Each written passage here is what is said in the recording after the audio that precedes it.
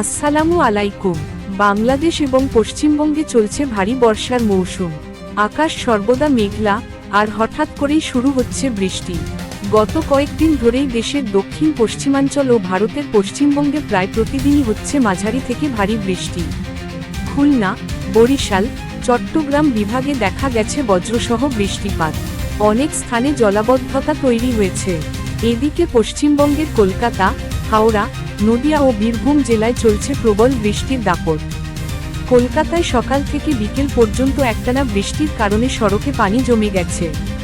আগামী কয়েকদিনেও আবহাওয়া বিভাগ জানাচ্ছে, বৃষ্টি অব্যাহত থাকবে।